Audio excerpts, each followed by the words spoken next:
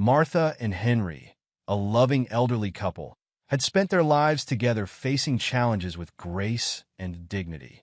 But one ordinary stop at a gas station turned into a nightmare when a group of rowdy bikers started harassing them, spewing insults and pushing them to their limit.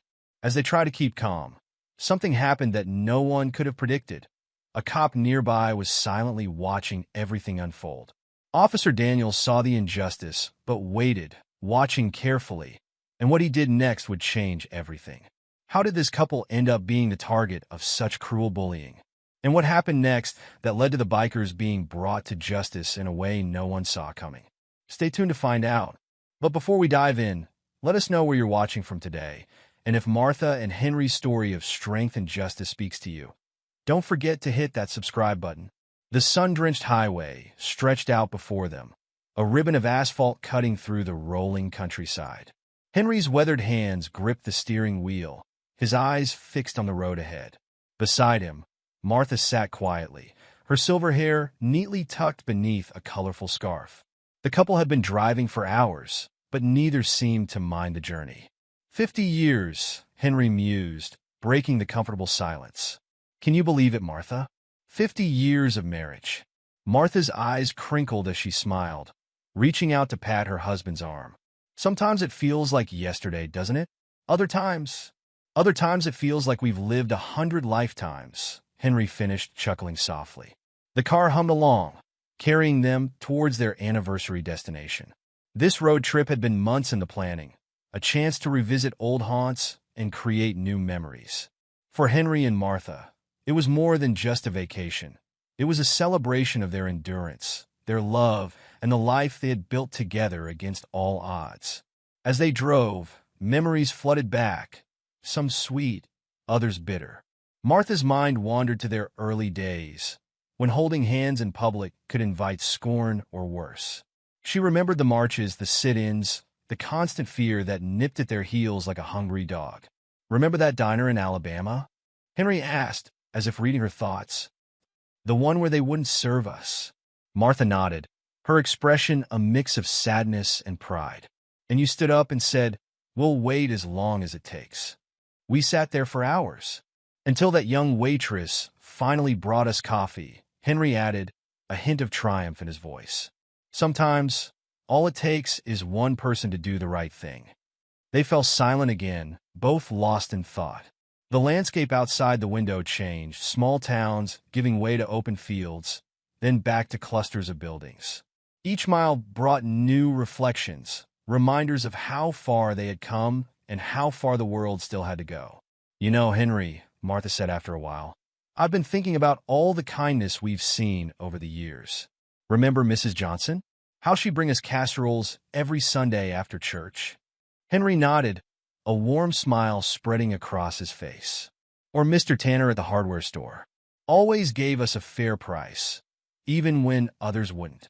There's been a lot of good, Martha agreed, but her voice held a note of caution. Still, Henry echoed, understanding her unspoken concern. The shadow of racism, though diminished, had never fully disappeared from their lives. It lurked in sidelong glances, in clutched purses, in doors that somehow always seemed to close just as they approached. As the afternoon wore on, Henry noticed the gas gauge dipping low. We should probably fill up soon, he said, scanning the roadside for signs. We'll make it quick, he assured Martha, sensing her unease. As they approached Oakville, the change was palpable. The houses grew sparser, replaced by vast fields and the occasional dilapidated barn. Confederate flags fluttered from a few front porches, a sight that made both Henry and Martha shift uncomfortably in their seats. The gas station appeared on the outskirts of town, a weathered building with peeling paint and ancient pumps. Henry pulled in slowly, parking beside one of the pumps. For a moment, neither of them moved. We'll be fine, Henry said, squeezing Martha's hand. It's just a quick stop. As Henry stepped out of the car, the air felt heavy with more than just the summer heat. Martha watched through the window as he made his way to the pump, his movements slow but deliberate, shoulders squared against invisible weight. Just then, the door to the station's shop swung open, and a young man in a faded uniform stepped out. He couldn't have been more than 20, with a mop of unruly hair and a smattering of freckles across his nose. "Afternoon, sir," the young man called out, his voice friendly. "Need any help with that?" Henry paused, surprise flickering across his face. "No, thank you, son. I can manage." The young man nodded, but instead of retreating inside, he grabbed a squeegee and bucket. "Mind if I clean your windshield?" "No charge, of course. Just trying to keep busy." Martha watched the interaction carefully, her hand on the door handle, ready to intervene if needed. But as she observed, she saw nothing but genuine kindness in the young man's demeanor. "That's mighty kind of you," Henry said, a hint of warmth creeping into his voice. "What's your name, son?" "Bobby, sir. Bobby Jenkins." The young man extended his hand, and after a moment's hesitation, Henry shook it. As Bobby set to work on the windshield, an easy conversation began to flow. Martha, feeling more at ease, rolled down her window to join in. "So, Bobby," she said, "have you worked here long?" Bobby grinned, revealing a slightly crooked front tooth. "Going on 2 years now, ma'am. It's not much, but it helps pay the bills." 2 years is a long time for someone so young, Henry observed. "You must be a hard worker." A shadow passed over Bobby's face, quickly replaced by a determined smile. "Have to be, sir. Grew up on the wrong side of the tracks, as they say. But I'm working my way up, saving for college, if you can believe it." Martha's heart warmed at the young man's ambition. "That's wonderful, Bobby. What do you want to study?" "Engineering, ma'am. Always been good with machines." He patted the old gas pump affectionately. "Even got this old girl running smoother than she has in years." As they chatted, Martha couldn't help but notice the stark contrast between Bobby's friendly demeanor and the tension they had felt upon entering the town. It was a poignant reminder that kindness could be found in unexpected places. "You two on a trip?" Bobby asked, finishing up with the windshield. Henry nodded. "Anniversary celebration. 50 years. Bobby's eyes widened. 50 years? That's amazing. Congratulations. His enthusiasm was infectious, and Martha found herself smiling genuinely for the first time since they'd entered Oakville. "Thank you, Bobby. It's been quite a journey." The peaceful afternoon at the gas station was shattered by the thunderous roar of motorcycle engines. Henry, who had been quietly pumping gas into their car, looked up to see a group of bikers rolling into the station. Their arrival was like a storm, loud and impossible to ignore. At the head of the pack was Jake, a man whose very presence seemed to suck the air out of the place. His leather jacket was adorned with patches that spoke of a life lived on the edge of society. Behind him, 5 other bikers followed, each looking as rough and intimidating as their leader. Bobby, the young attendant, visibly tensed as the bikers pulled up to the pumps. He'd seen them before and knew the trouble they could bring. His eyes darted nervously between the newcomers and Henry, who stood his ground, continuing to fill his tank. Jake dismounted his bike with a flourish, his boots hitting the pavement with a heavy thud. He surveyed the scene, his eyes narrowing as they landed on Henry. A smirk played at the corners of his mouth, one that spoke of cruel intentions. Well, Jake drawled, loud enough for everyone to hear. "Looks like we've got ourselves some out-of-towners." His crew chuckled, the sound grating in the tense atmosphere. Henry didn't respond, focusing instead on the task at hand. But Jake wasn't one to be ignored. He sauntered over, his swagger exaggerated, meant to intimidate. "Didn't your mama teach you it's rude not to say hello?" Jake taunted, stepping into Henry's personal space. Inside the car, Martha watched the scene unfold with growing anxiety. She'd seen this dance before, knew the steps all too well. Her hand hovered over the door handle, ready to intervene if needed. Henry finally looked up, meeting Jake's gaze steadily. "Afternoon," he said simply, his voice calm and measured. Jake's smirk widened. "Oh, it speaks. And here I thought you might not understand English." The racist undertone was clear, and it hit Henry like a physical blow. But decades of experience had taught him how to weather such storms. He remained silent, replacing the gas pump and screwing the cap back onto his car's tank. "What's the matter, old-timer? Cat got your tongue?" Jake pressed, his voice dripping with mock concern. "Or maybe you're just not used to being around civilized folk?" Henry turned to face Jake fully, his stance proud despite the weight of years and hardship. "I've been around all sorts of folk in my time," he said evenly, "civilized and otherwise." The implied insult wasn't lost on Jake. His face darkened, the smirk replaced by a scowl. "You trying to say something, old man?" Behind Jake, his crew had dismounted their bikes and were forming a loose semicircle. The tension in the air was palpable, like the moments before a thunderstorm breaks. Martha, unable to sit by any longer, opened her car door. "Henry," she called, her voice tight with worry. "I think we should be going now." Jake's attention snapped to Martha, and his cruel smile returned. "Oh, but the party's just getting started. Why don't you join us, sweetheart? I'm sure we could show you a real good time." Henry's jaw clenched at the lewd suggestion.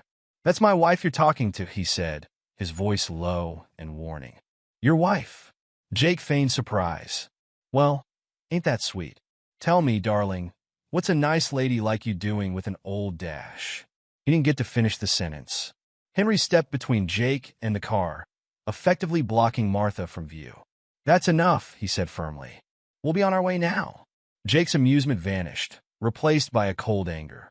"You don't tell me when it's enough, boy," he spat, the racial slur hanging in the air like poison. The use of that word, boy, hit Henry hard. It transported him back to darker times, to struggles he thought were behind him. But the pain was quickly replaced by a deep, simmering anger. Martha, seeing the change in her husband's demeanor, quickly got out of the car. She moved to Henry's side, placing a calming hand on his arm. "It's not worth it, dear," she murmured. "Let's just go."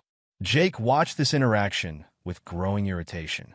He wasn't used to being dismissed, especially not by people he considered beneath him. "Yeah, listen to your woman," he sneered. "Run along now. We don't want your kind around here anyway." Henry took a deep breath, ready to respond, but Martha's grip on his arm tightened. She knew her husband, knew the fire that burned within him. But she also knew the dangers of this situation. They were outnumbered and far from home. Bobby, who had been watching the confrontation with growing unease, finally found his voice. "Mr. Jake," he said, trying to keep his tone respectful despite his disgust. "Maybe you and your friends could move your bikes? They're blocking the pumps." Jake turned his glare on Bobby. "You telling me what to do, boy?" Bobby swallowed hard but stood his ground. "No, sir. Just trying to run a business here." Jake stared at Bobby for a long moment, then burst into laughter. "Listen to him, boys. Trying to run a business." He turned back to Henry and Martha. "You hear that? The help is getting uppity these days." Henry felt his anger rising again at Jake's treatment of Bobby. The young man had shown them nothing but kindness, and now he was being degraded for simply doing his job. "The young man is right," Henry said, his voice firm. "You're disrupting his business. Why don't you and your friends move along?" Jake's amusement vanished in an instant. He stepped closer to Henry, using his height to try and intimidate the older man. "You trying to tell me what to do, old-timer?" Henry didn't back down. He'd faced worse in his time, had stared down fire hoses and police dogs. This bully didn't scare him. "I'm suggesting you show some respect," he said calmly. "To the boy running this station, and to my wife and me." Jake's face contorted with rage. He wasn't used to being stood up to, especially not by someone he considered inferior. His hand clenched into a fist, and for a moment, it seemed he might swing. In a swift motion, he reached out and knocked Henry's hat off his head. The hat fell to the ground, landing in a small puddle of oil. The other bikers laughed, a harsh, grating sound that seemed to echo across the gas station. Henry looked down at his hat, then back up at Jake, his expression unchanged. "Pick it up," Jake commanded, his voice low and threatening.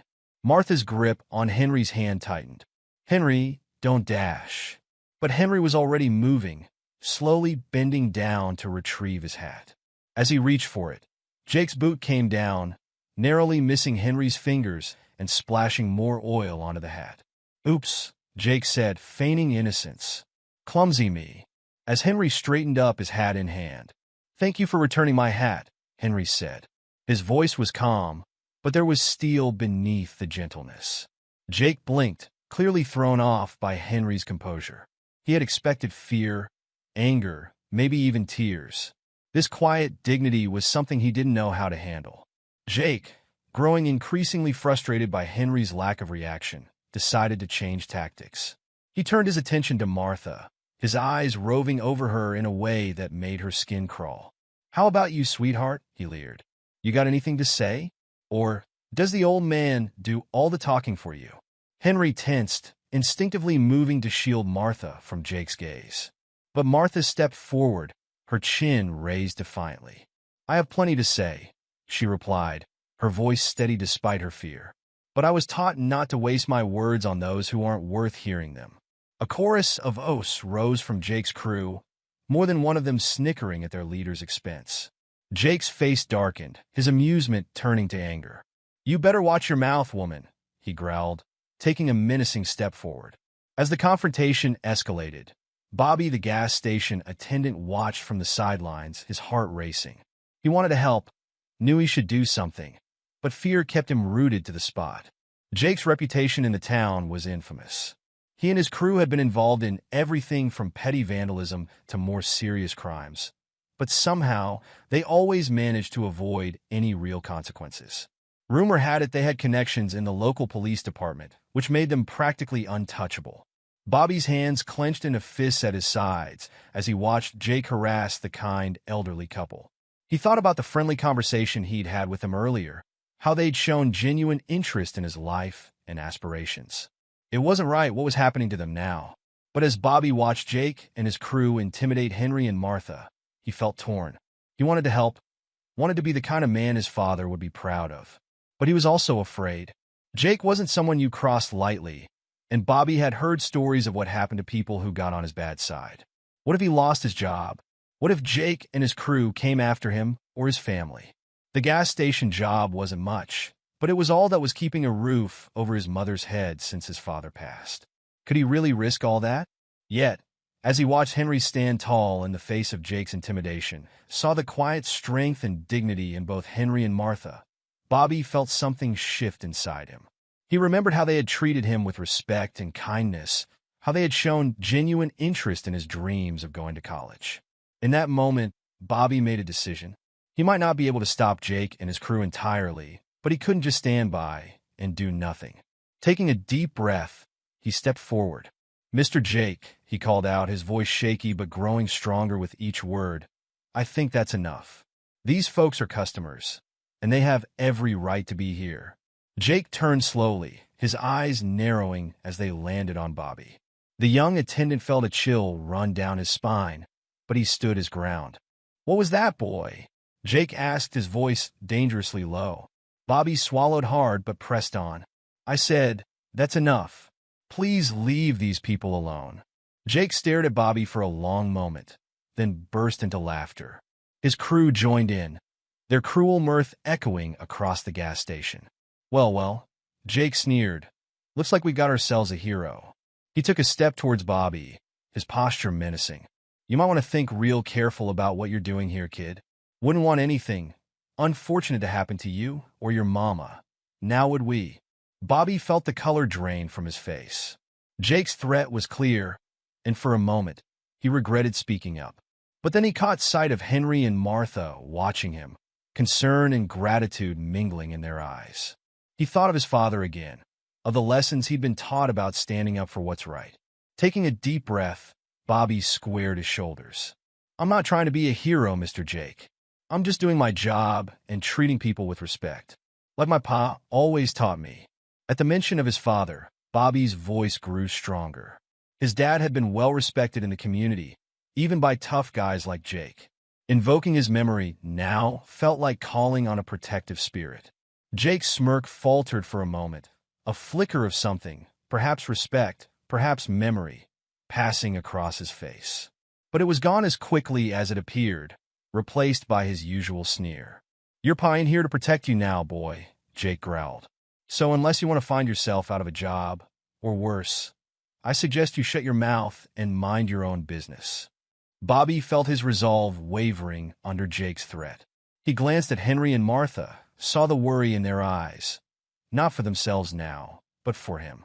He looked back at Jake, at the malicious grins on the faces of his crew, and felt a wave of despair wash over him. What could he, a simple gas station attendant, really do against men like these. As if sensing Bobby's internal struggle, Henry spoke up. "Son," he said, his voice gentle, but carrying a strength that made everyone turn to look at him. "You've already done more than enough. We appreciate your kindness, but don't put yourself in harm's way on our account." Martha nodded in agreement, adding, "We've dealt with men like this before, dear. Don't worry about us." Their words, meant to reassure Bobby, had an unexpected effect on Jake. He turned back to the elderly couple, his face contorted with rage. "Dealt with men like us before?" he spat. "You think you know how to handle the situation, old man? Let me tell you something. You ain't seen nothing yet." With a nod to his crew, Jake moved to surround Henry and Martha more tightly. The couple stood their ground, hands clasped together, facing the threat with a united front. Bobby watched in horror as the situation escalated. He knew he should do something, anything, to help, but fear kept him rooted to the spot. He felt ashamed of his inaction, knowing his father would be disappointed in him. But what could he do against Jake and his entire crew? As Jake raised his hand, as if to strike Henry, time seemed to slow down for Bobby. In that moment, he saw his father's face again, heard his voice clear as day. "Sometimes, son, doing the right thing means being scared and doing it anyway." Taking a deep breath, Bobby made his decision. He might not be able to physically stand up to Jake and his crew, but there was something he could do. Quietly, while everyone's attention was focused on Henry and Martha, Bobby slipped back into the gas station office. His hands shaking, he picked up the phone and dialed a number he knew by heart. The direct line to Officer Daniels, the one cop in town who seemed immune to Jake's influence. "Officer Daniels?" Bobby said quietly into the phone, his eyes never leaving the scene outside. "It's Bobby down at the gas station. We got a situation here. Jake and his crew, they're harassing an elderly couple. It's bad, sir. Real bad. We need help." As he hung up the phone, Bobby felt a mix of relief and fear wash over him. He'd done something, taken a stand in his own way. But he knew that when Jake found out, and Jake always found out, there would be consequences. Stepping back outside, Bobby saw that the situation had escalated further. Jake was now practically nose-to-nose with Henry, spitting threats and insults. Martha stood beside her husband, her face pale but determined. Officer Michael Daniels pulled his patrol car to a stop just out of sight of the gas station. He'd been on his way back to the station when the call came in about a disturbance. As he peered through the windshield, he could see the group of bikers surrounding an elderly couple. His jaw clenched at the sight. Daniels had only been in this small town for a few months, transferred from the bustling streets of Chicago. The change had been a culture shock, to say the least. Here, in this sleepy southern town, the crimes were different, the tensions more deeply rooted, and the politics were a whole other beast. As he watched the scene unfold, Daniel's mind drifted back to his father's words on his first day at the police academy. "Remember, son, the badge isn't just a piece of metal. It's a promise to protect and serve everyone, no matter who they are or where they come from. Sometimes that promise will cost you, but it's a price worth paying." His father, James Daniels, had been a legend in the Chicago PD.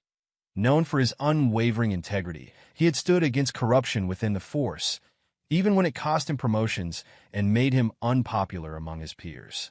But he never wavered, never compromised his principles. It was a legacy that Michael felt both proud and burdened to uphold. Now, as he watched Jake and his crew intimidate the elderly couple, Daniels felt that familiar internal struggle. He knew Jake's reputation, knew the biker had connections in town that made him virtually untouchable. Stepping in now could cost Daniels his standing in the department, maybe even his job. But how could he call himself his father's son if he stood by and did nothing? Daniel's hand hovered over the door handle, his mind racing. He needed to assess the situation carefully. Rushing in might only escalate things, potentially putting the elderly couple in more danger. But every second he waited was a second too long. He watched as Jake got in the old man's face, his body language aggressive and threatening. The old woman, his wife, Daniels assumed, stood nearby, her face a mask of worry and fear. Yet there was a strength in her stance, a resilience that spoke of years of facing down such hatred.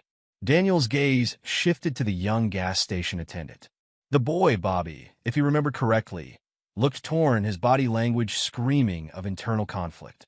Daniels had met Bobby a few times since coming to town, had seen the potential in the young man.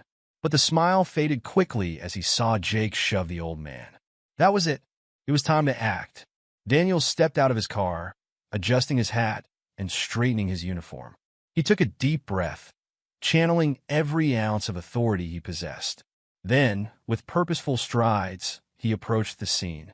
"That's enough," his voice boomed across the gas station, causing everyone to freeze. "Step away from them, Jake. Now!" Jake's head snapped around, surprise quickly replaced by a sneer. "Well, if it ain't Officer Daniels. Come to join the party." Daniels kept his face impassive as he closed the distance. "I said step away. All of you. Now!" For a moment, it seemed like Jake might comply. But then that cocky grin spread across his face again. Now, officer. No need to get all worked up. We're just having a friendly chat with our new friends here. Ain't that right, old-timer?" The elderly man didn't respond, his eyes locked on Daniels, a mix of relief and wariness in his gaze. Daniels turned his attention fully to Jake. "Last warning, Jake. Step away, or I'll have you all brought in for disturbing the peace, harassment, and anything else I can think of on the way to the station." Jake's grin faltered for a moment, but he quickly recovered. "Come on, Daniels. You know how things work around here. Why don't you just head on back to your car and let us finish our conversation?" The implication was clear. Jake was used to the local police looking the other way, whether out of fear or because they were on his payroll. But Jake had severely underestimated Michael Daniels. "Things work differently now, Jake," Daniels said, his voice low and dangerous. "I don't care who you think you know or what strings you think you can pull. Right now, you're harassing these people, and that stops immediately." Jake's face darkened, the facade of friendliness dropping away. "You're making a big mistake, Daniels. You really want to do this? For them?" He jerked his thumb towards the elderly couple. Daniels didn't even blink. "No, Jake. The mistake was yours the moment you decided to harass innocent people. Now, I won't tell you again. Back off." The tension in the air was palpable. Daniels could see Jake's crew shifting nervously, clearly not used to being challenged like this. But Jake wasn't backing down. "You know what, Daniels? I don't think I will back off. What are you going to do about it, huh? Arrest me? On what charges?" Daniels smiled, but there was no warmth in it. "Well, let's see. Harassment, disturbing the peace, threatening behavior. Oh, and let's not forget attempted assault when you shove this gentleman here. That's just for starters. I'm sure I can come up with more on the way to the station." Jake's face contorted with rage. "You've got nothing, and you know it. It'll be my word against theirs, and we both know how that'll go down in this town." "Actually," Daniels said calmly, "it'll be your word against mine. As a sworn officer of the law, my testimony carries a lot of weight. And unlike some, I don't have a history of lying under oath." The jab hit home. Jake's face flushed red, his hands clenching into fists at his sides. For a moment, Daniels thought he might actually take a swing. Part of him almost hoped he would. It would make arresting him that much easier. But then, one of Jake's crew, a wiry man with a scraggly beard, made a crucial mistake. In a moment of panic or misguided loyalty, he reached into his jacket and pulled out a switchblade. Time seemed to slow down. Daniels saw the glint of metal, heard the collective gasp from the onlookers. Without hesitation, he moved. In one fluid motion, Daniels closed the distance between himself and the man with the knife. His hand shot out, gripping the man's wrist and twisting sharply. The switchblade clattered to the ground as the man yelped in pain. "On your knees!" Daniels barked, using the man's momentum to force him down. "Hands behind your back." The rest of the bikers stood frozen, clearly shocked by the sudden turn of events. Jake's face had gone pale, the reality of the situation finally sinking in. As Daniels cuffed the man with the knife, he called out, "The rest of you, hands where I can see them. Now!" Slowly, reluctantly, the bikers raised their hands. All except Jake, who stood rooted to the spot, his face a mask of disbelief and rage. "Jake," Daniels said, his voice deceptively calm. "I'm only going to say this once. Put your hands where I can see them, or you'll be joining your friend here on the ground." For a long moment, Jake didn't move. His eyes darted around, perhaps looking for an escape route, or maybe hoping for some miraculous intervention. But none came. Finally, with a snarl of defeat, Jake raised his hands. "This isn't over, Daniels," he spat. "You've made a big mistake." Daniels ignored the threat, focusing instead on securing the scene. He could hear sirens in the distance. Backup was on its way. Good. He'd need help processing all these arrests. As he moved to cuff Jake, Daniels became acutely aware of the elderly couple still standing nearby. The woman had moved to her husband's side, clutching his arm tightly. Her face was pale, her eyes wide with a mix of fear and disbelief at the scene unfolding before her. "Ma'am, sir," Daniels called out, keeping one eye on Jake as he secured the cuffs. "Are you all right? Are either of you hurt?" The old man shook his head. "We're fine, officer. Thank you." His voice was steady, but Daniels could hear the slight tremor underneath, the shock of what had just happened. "Henry," the woman said softly, her voice quavering, "perhaps we should—" "It's all right, Martha," the man Henry assured her. "It's over now. We're safe." Daniels felt a pang in his chest at the woman's obvious distress. How many times had they faced situations like this? How many times had they been harassed, threatened, made to feel unwelcome simply because of the color of their skin? As backup arrived and the other officers began processing the scene, Daniels made his way over to Henry and Martha. "I'm Officer Michael Daniels," he said gently. "I'm so sorry you had to experience this. I'd like to take your statement if you're up for it, but if you need a moment, that's completely understandable." Martha managed a weak smile. "Thank you, Officer Daniels. You were very brave." Daniels shook his head. "No, ma'am. I was just doing my job. You two are the brave ones, standing strong in the face of such hatred." Henry's eyes met Daniels, and in that moment, a wordless understanding passed between them. Two men, generations apart, both fighting the same battle for justice and equality. "We've seen worse," Henry said quietly, "but it never gets easier." Daniels nodded, a lump forming in his throat. "I can only imagine. But please know, as long as I'm here, I'll do everything in my power to make sure nothing like this happens again." As he took their statement, Daniels couldn't help but reflect on the gravity of what had just transpired. He had taken a stand, drawn a line in the sand. There would be consequences, he knew. Jake's threats weren't idle. He did have connections, and Daniels had just made some powerful enemies. But looking at Henry and Martha, hearing their story of a lifetime of facing down such hatred with dignity and strength, Daniels knew he had made the right choice. His father's words echoed in his mind. "The badge is a promise." Today he had kept that promise. As the scene began to clear, Daniels noticed Bobby hovering nearby, his face a mix of awe and anxiety. "Bobby," he called out, "can I have a word?" The young man approached nervously. "Yes, Officer Daniels? I want to commend you for making that call," Daniels said quietly. "It took real courage to stand up to Jake and his crew, even indirectly. And I want you to know that if you ever face any retaliation for what you did today, you come straight to me. Understand?" Bobby nodded, straining up a bit. "Yes, sir. Thank you, sir." As Bobby walked away, Daniels turned back to Henry and Martha. "Is there someone I can call for you? Someone to come pick you up?" Henry shook his head. "No, thank you, officer. We'll be all right. We've come this far. We can make it a little further." Martha squeezed her husband's hand, a gesture that spoke volumes about their years together, the strength they drew from each other. Daniels nodded, respecting their resilience. "All right. But please, if you need anything at all, don't hesitate to call the station and ask for me." As Henry and Martha prepared to leave, Daniels watched them with a mixture of admiration and sadness. They had faced so much, endured so much, and yet here they were, still standing tall, still moving forward. His gaze drifted to the patrol cars where Jake and his crew were being loaded up. Jake caught his eye, his face twisted with hatred. "This isn't over, Daniels," he shouted. "You'll regret this." Daniels didn't respond. He didn't need to. His actions today spoke louder than any words could. As the last of the patrol cars pulled away, Daniels found himself alone at the gas station. The events of the day weighed heavily on him. He knew he had just painted a target on his back.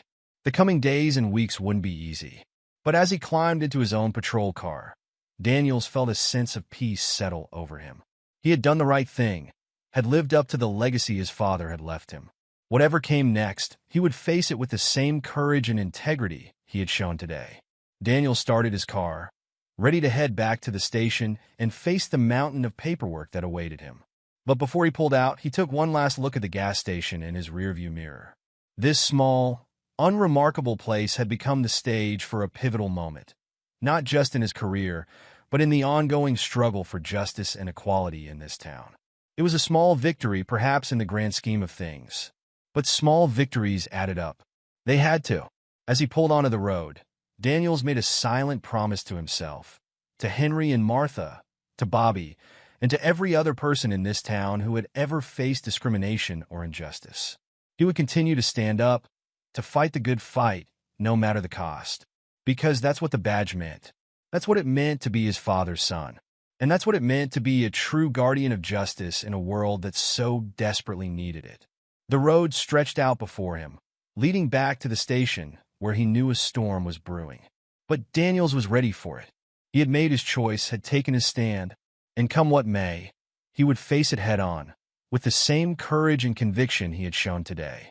As he drove, Daniels couldn't help but think about Henry and Martha. Their strength, their dignity in the face of such ugliness, had left a profound impact on him. He wondered about their story, about the lives they had lived and the challenges they had overcome. In that moment, Daniels made another silent promise. He would find a way to reach out to them, to learn from them.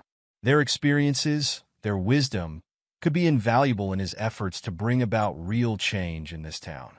The sun was setting as Daniels pulled into the station parking lot. He sat in his car for a moment, gathering his thoughts, preparing himself for the battle ahead. He knew that his actions today would have repercussions. There would be those in the department who wouldn't understand, who might even see his intervention as a betrayal of some unspoken code. But as he stepped out of his car and walked towards the station doors, Daniels felt a renewed sense of purpose. He had sworn an oath to protect and serve all people, regardless of their race, creed, or color. Today, he had lived up to that oath in the truest sense, and that, Daniels knew, was a cause worth fighting for, no matter the cost. Officer Michael Daniels sat at his desk, the harsh fluorescent lights of the police station casting long shadows across the incident report he was filling out. The events of the afternoon played on repeat in his mind as his pen scratched across the paper, detailing the confrontation at the gas station. He'd been at the station for hours now, processing the arrests of Jake and his crew, fielding calls from superiors, and deflecting not-so-subtle hints that he should reconsider his course of action. But Daniels remained resolute. He knew he had done the right thing, even if it meant making powerful enemies. As he signed off on the last of the paperwork, a knock on his office door made him look up. It was Captain Reynolds, his face a mask of carefully controlled neutrality. "Daniels," the captain said, his voice gruff. "A word?" Daniels nodded, bracing himself for what he knew was coming. He followed Reynolds into his office, closing the door behind him. The captain settled into his chair with a heavy sigh, fixing Daniels with a hard stare. "You've stirred up quite the hornet's nest today, Daniels." "I was just doing my job, sir," Daniels replied evenly. Reynolds leaned back, his chair creaking under his weight. "Your job, huh? And tell me, does your job involve making enemies of half the town? Because that's what you've done today." Daniels felt his jaw clench, but kept his voice steady. "With all due respect, sir, my job is to protect and serve all members of this community. That's exactly what I did today." The captain's eyes narrowed. "You arrested Jake Hawkins and his entire crew. Do you have any idea who Jake's connected to in this town?" "I'm aware of the rumors, sir," Daniels said. "But that doesn't change the fact that they were harassing an elderly couple and brandished a weapon when confronted." Reynolds rubbed his temples, looking suddenly tired. "Daniels, I'm going to be straight with you. There are people in this town, powerful people, who aren't happy about what you did today. They're calling for your badge." Daniels felt a chill run down his spine, but he stood his ground. "And what do you think, Captain?" For a long moment, Reynolds was silent, studying Daniels with an unreadable expression. Finally, he spoke. "I think you're either the bravest or the most foolish cop I've ever met. Maybe both." He leaned forward, his voice dropping. "Listen, Daniels. I've been in this town a long time. I've seen how things work here. It's not always pretty, but it's kept the peace." "At what cost, sir?" Daniels countered. "At the cost of allowing people like Jake to terrorize innocent citizens?" Reynolds held up a hand. "I'm not saying it's right, but it's the reality we've been dealing with. You can't just come in here and upset the whole apple cart in one day." Daniels felt his frustration rising. "So, what would you have had me do? Stand by and watch as they harass that couple?" "Of course not," Reynolds said, a hint of irritation creeping into his voice. "But there are ways to handle these situations without making powerful enemies. A warning, maybe, or a minor charge that wouldn't stick." Daniels shook his head. "That's not good enough, sir. Not for me. I took an oath to uphold the law and protect the people of this town. All the people. I intend to honor that oath, no matter who it upsets." Reynolds stared at him for a long moment, then let out a heavy sigh. "You remind me of myself when I first started on the force, full of ideals and determination to change the world." His expression softened slightly. "I admire your conviction, Daniels. I really do. But this job, it has a way of wearing you down, of making you see shades of gray where you once saw only black and white." Daniels met the captain's gaze steadily. "I understand that, sir, but I can't just turn a blind eye to injustice." "I won't." Reynolds nodded slowly. "I figured you'd say that. Well, I'll do what I can to run interference with the higher-ups, but I can't promise anything. You've made some powerful enemies today, Daniels. Watch your back." As Daniels turned to leave, Reynolds called out to him. "And Daniels? For what it's worth, I think you did the right thing today, even if it's going to make both our lives a hell of a lot more complicated." Daniels felt a small smile tug at his lips. "Thank you, sir. That means a lot." As he walked back to his desk, Daniels felt a mix of emotions swirling inside him. Relief that the captain seemed to be on his side, at least to some extent. Anxiety about the repercussions he would face. But mostly, a sense of renewed determination. He had taken a stand today, had lived up to the ideals his father had instilled in him. Whatever came next, he would face it head-on. Settling back at his desk, Daniels' gaze fell on a small framed photo.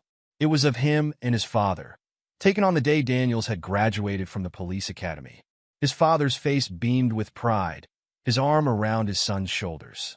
Daniels felt a lump form in his throat as he looked at the image. "I hope I made you proud today, Dad," he whispered. Just then his phone rang, startling him out of his reverie. He picked it up, his voice professional. "Officer Daniels speaking." "Officer Daniels?" The voice on the other end was hesitant, familiar. "This is Bobby. Bobby Jenkins." From the gas station, Daniels sat up straighter. "Bobby, yes. Is everything all right?" There was a pause, and Daniels could hear Bobby take a shaky breath. I don't know, sir. I've been getting some strange calls, and when I left work, I could swear someone was following me home." Daniels felt his stomach tighten. He had been so focused on the potential backlash against himself, he hadn't considered the danger Bobby might be in. "Bobby, listen to me carefully. Are you at home now?" "Yes, sir." "Good. Lock all your doors and windows. Don't answer the door for anyone. I'm on my way." As Daniels hurried out of the station, he couldn't shake the feeling that this was only the beginning. The events at the gas station had set something in motion, something that threatened to unravel the delicate balance of power in this small town. And he had a sinking feeling that Bobby was about to become collateral damage in a war he never asked to be part of. The drive to Bobby's house was tense, Daniels' mind racing with possibilities. He knew Jake had connections, knew there were people in town who wouldn't take kindly to their comfortable status quo being disrupted. But would they really go after a young gas station attendant? As he pulled up in front of Bobby's modest home, Daniels scanned the street carefully. Nothing seemed out of place, but years on the force had taught him that appearances could be deceiving. He approached the front door cautiously, one hand resting on his holster. "Bobby," he called out. "It's Officer Daniels. Open up." The door cracked open, revealing Bobby's pale, anxious face. "Officer Daniels, thank God you're here." Once inside, Daniels did a quick sweep of the house while Bobby hovered nervously nearby. "Tell me exactly what happened," Daniels said as he checked the back door's lock. Bobby ran a hand through his hair, his voice shaky. "After you left the gas station, I started getting these calls. At first, they were just hang-ups. But then someone started talking, saying I should have kept my mouth shut, that I didn't know who I was messing with." Daniels felt a surge of anger. "Did you recognize the voice?" Bobby shook his head. "No, sir. It was muffled, like they were using something to disguise it." "And you said you thought someone was following you?" Bobby nodded, his eyes darting to the window. "On my way home, there was this car, a black sedan. It stayed a few cars behind me the whole way.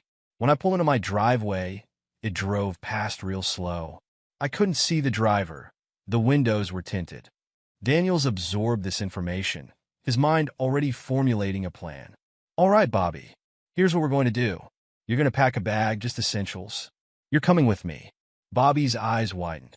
"Where are we going?" "Somewhere safe," Daniels replied. "I've got a friend who owns a cabin just outside of town.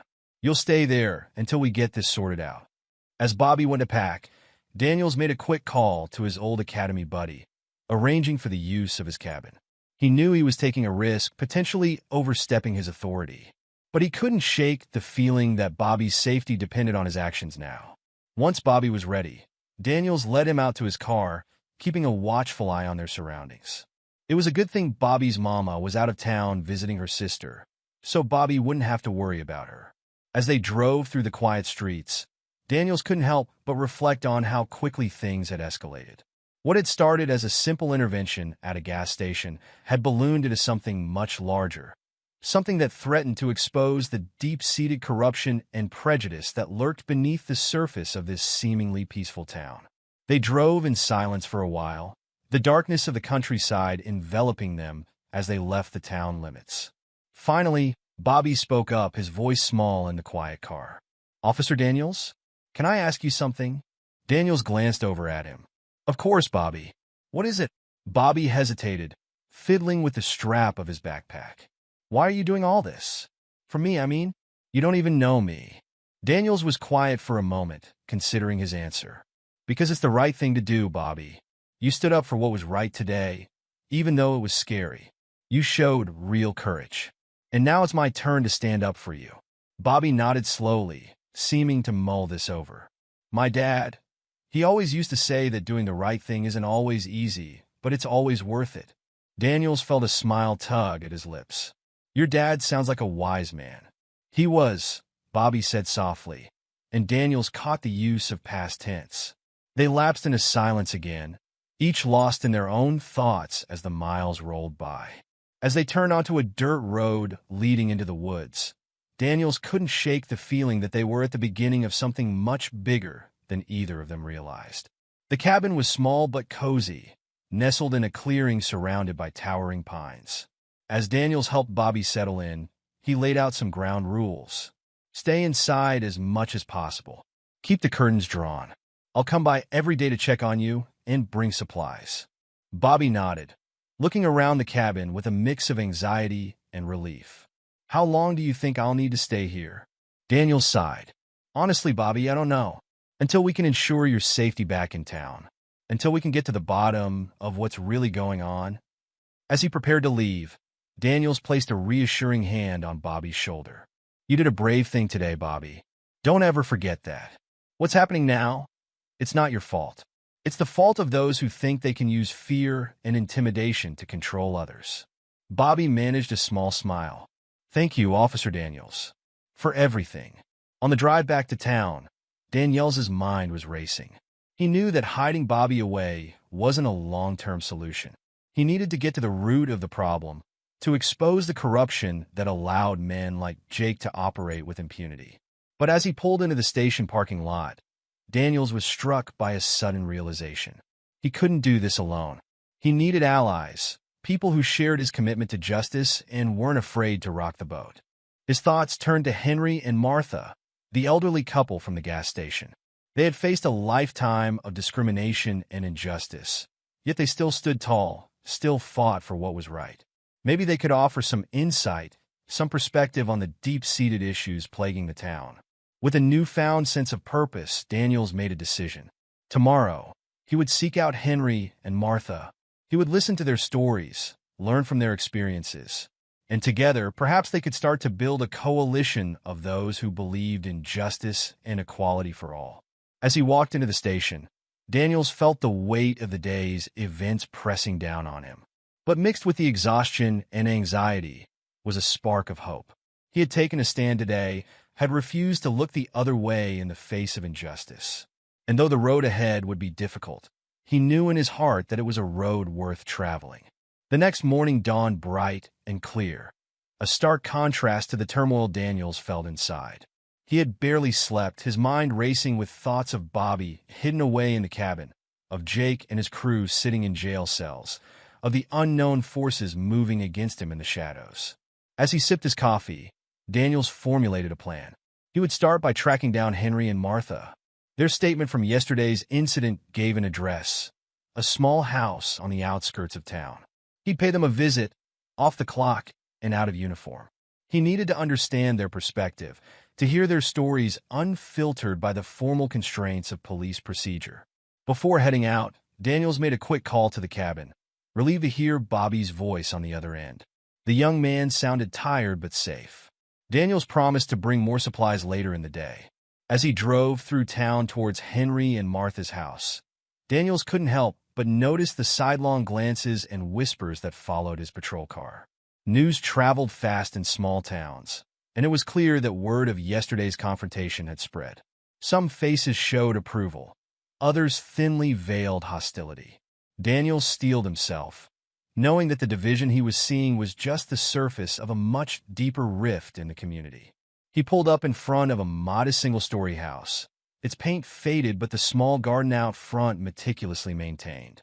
Taking a deep breath, Daniels approached the front door and knocked. After a moment, the door opened, revealing Martha's surprised face. "Officer Daniels," she said, her voice a mix of confusion and concern. "Is everything all right?" Daniels smiled reassuringly. "Everything's fine, Mrs. Johnson. I hope I'm not intruding, but I was hoping I could speak with you and your husband for a few minutes. Off the record." Martha hesitated for just a moment before her face softened into a warm smile. "Of course, come in. And please call me Martha." As Daniels stepped inside, he was struck by the warmth of the home. Photos lined the walls, telling the story of a long life lived with love and perseverance.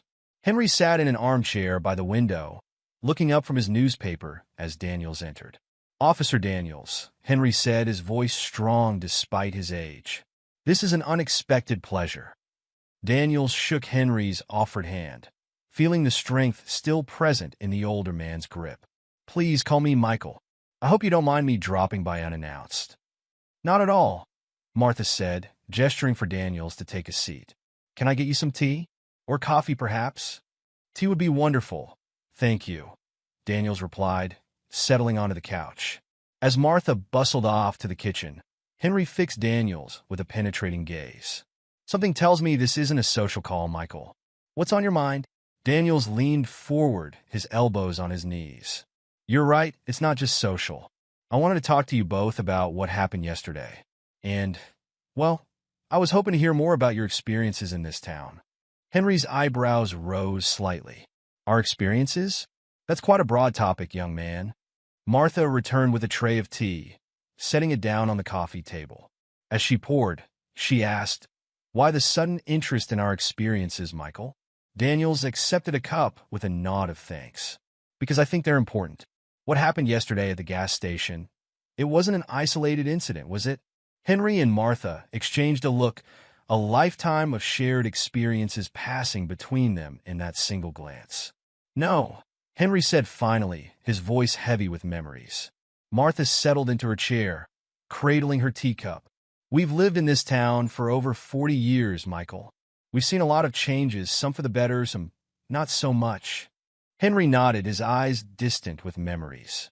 "When we first moved here, it was tough. We were one of the first black families in the neighborhood. People weren't shy about letting us know we weren't welcome.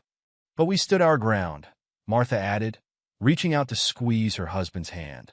We believe that by living our lives with dignity and determination, we could change hearts and minds. Daniels leaned forward, captivated by their story. And did you?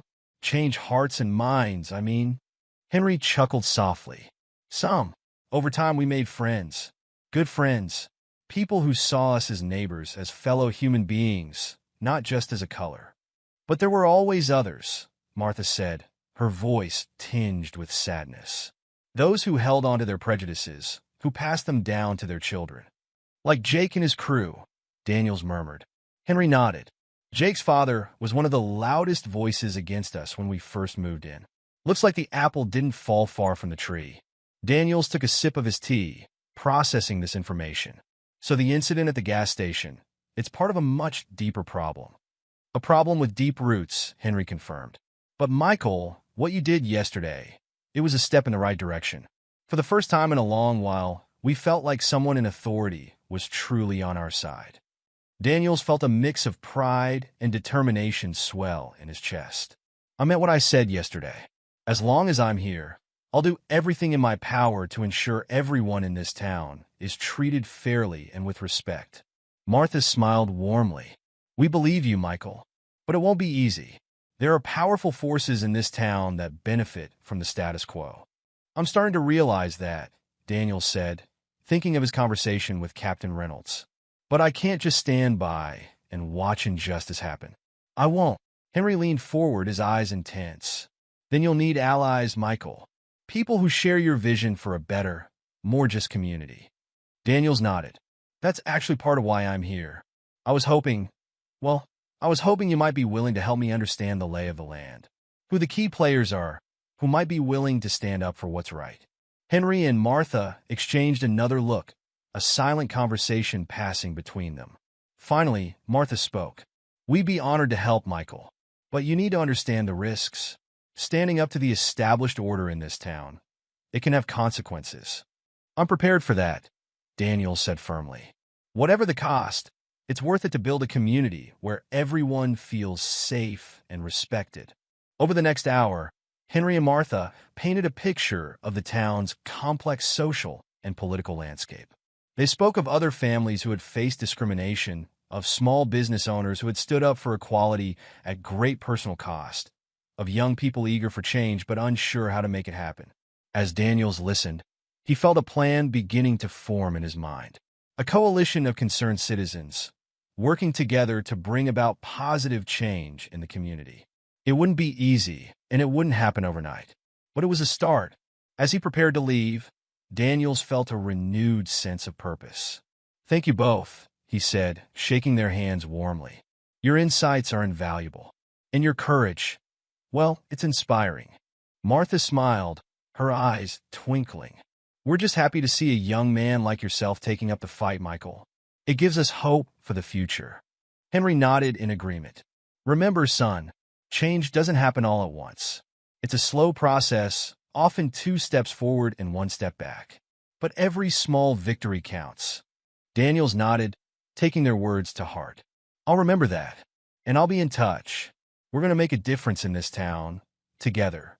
As he drove away from Henry and Martha's house, Daniels' mind was racing with possibilities. He had a lot of work ahead of him, but for the first time since the incident at the gas station, he felt truly hopeful. Over the next few weeks, Daniels threw himself into his work with renewed vigor. By day, he performed his duties as a police officer with unwavering integrity, earning the respect of many in the community. By night, he worked tirelessly to build the coalition he had envisioned. He started small, reaching out to those Henry and Martha had identified as potential allies. A local teacher who had been pushing for a more inclusive curriculum. A small business owner who had faced backlash for hiring minorities. A group of high school students who had been trying to start a social justice club. Slowly but surely, the coalition began to take shape. They met in living rooms and community centers, sharing stories, brainstorming ideas, and planning actions to promote equality and justice in their town. But as the movement grew, so did the opposition. Daniels faced increasing pressure at work, with some of his fellow officers giving him the cold shoulder. Anonymous threats began to appear, slipped under his apartment door, or left on his car windshield. Through it all, Daniels stood firm. He thought often of his father, of the legacy of integrity he had inherited. He thought of Henry and Martha, of their lifetime of quiet resistance. And he thought of Bobby, still in hiding, a young man whose life had been upended because he dared to do the right thing. The turning point came about a month after the gas station incident. Jake's trial was approaching, and tensions in the town were at an all-time high. Daniels had just finished a long shift and was heading to his car when he noticed something wasn't right. As he approached, he saw that all 4 tires had been slashed. Spray painted across the side of the car in angry red letters were the words "Race Traitor." Daniels stood there for a long moment, a mix of anger and determination coursing through him.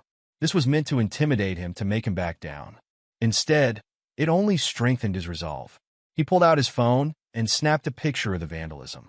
Then, after a moment's hesitation, he posted it on social media with a simple message. "This is what standing up for justice looks like in our town. Who will stand with me?" The response was overwhelming. Within hours, the post had been shared thousands of times. Messages of support poured in from all over town, and even from neighboring communities. People Daniels had never met were offering to help repair his car, to provide security, to join his coalition. The next day, as Daniels was overseeing the repair of his car, he was approached by a familiar face. It was Captain Reynolds, looking uncomfortable but determined. "Daniels," he said gruffly. "Got a minute?" They walked a short distance away, out of earshot of the mechanics working on the car. "I saw what happened to your car," Reynolds said. "It's not right." Daniels nodded, waiting to see where this was going. Reynolds sighed heavily. "Look, Daniels, I owe you an apology. When you first came to this town, I thought you were naive. I thought you'd either learn to play along or wash out. But I was wrong." He met Daniels' eyes squarely. "What you're doing, it's what we all should have been doing all along. And I want you to know from now on, you have my full support." Daniels felt a wave of emotion wash over him. He extended his hand, which Reynolds shook firmly. "Thank you, Captain. That means a lot." As news of the vandalism spread, it seemed to awaken something in the town. People who had been sitting on the sidelines began to speak up. The coalition grew rapidly, with new members joining every day. The day of Jake's trial arrived, and Daniels was prepared for the worst. But as he approached the courthouse, he was met with an incredible sight. Hundreds of people had gathered, forming a human chain around the building. They were of all ages and races, and many held signs with messages of support for Daniels and calls for justice. As Daniels made his way through the crowd, he was stopped again and again by people wanting to shake his hand, to thank him, to offer their support. He saw Henry and Martha there, beaming with pride. He saw Bobby, finally able to come out of hiding, standing tall among his fellow citizens. The trial itself was almost anticlimactic, with so many witnesses willing to testify, and with the town's support so clearly behind Daniels. Jake and his crew didn't stand a chance. They were convicted on all counts. As Daniels left the courthouse that day, he knew that this was just the beginning. There was still so much work to be done, so many hearts and minds to be changed. But for the first time, he truly believed it was possible. In the months and years that followed, the town underwent a transformation. The coalition Daniels had helped build worked tirelessly to promote equality and justice. They pushed for reforms in the police department, advocated for more inclusive education, and worked to bridge the divides that had long separated different parts of the community. It wasn't always easy. There were setbacks and moments of frustration. But slowly, surely, change began to take hold. 5 years after the incident at the gas station, Daniels stood at a podium in the town square. Behind him was a newly unveiled statue, depicting 2 clasped hands, one black, one white. It was a monument to unity, to the power of standing together against injustice. As he looked out over the crowd, Daniels saw familiar faces. Henry and Martha, older now, but still radiating strength and dignity. Bobby, now in college studying law, determined to continue the fight for justice. Captain Reynolds, retired but still a staunch ally. And there were new faces too. Young people who had grown up in a town that was learning to embrace diversity and equality. Families who had moved to the area, drawn by its reputation as a welcoming community. Daniels cleared his throat and began to speak. 5 years ago, a simple act of standing up against injustice set us on a new path. It wasn't an easy path. It required courage, determination, and a willingness to face uncomfortable truths. But look at where it has led us. He gestured to the diverse crowd before him. Today, we stand united. Not perfect, not without our challenges, but committed to the idea that every person deserves respect, dignity, and equal treatment under the law. As he concluded his speech, Daniels felt a profound sense of gratitude. Gratitude for the courage of those who had stood with him from the beginning. Gratitude for a community that had found the strength to change. And gratitude for the legacy of his father, whose lessons in integrity and justice had guided him every step of the way. The crowd erupted in applause, and as Daniels stepped down from the podium, he was engulfed in a sea of handshakes and hugs. In that moment, surrounded by the community he had helped to transform, Officer Michael Daniels knew that he had truly honored his badge and the promise it represented. The road ahead would still have its challenges, but Daniels was ready to face them, because he knew now more than ever that when good people stand together, real change is possible.